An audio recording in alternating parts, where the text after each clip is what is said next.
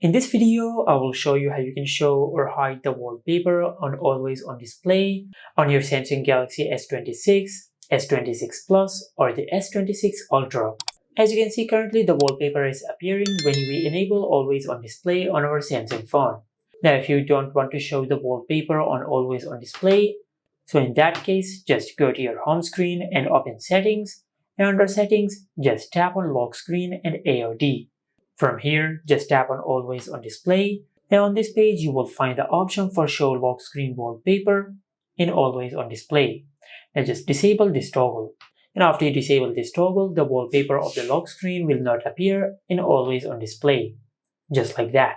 If you want to show your wallpaper in the always on display, so similarly, just go back to the settings and enable show lock screen wallpaper in always on display. And as you can see, if I go back to the lock screen and if I enable always on display, the lock screen wallpaper is being shown in the always on display, just like that.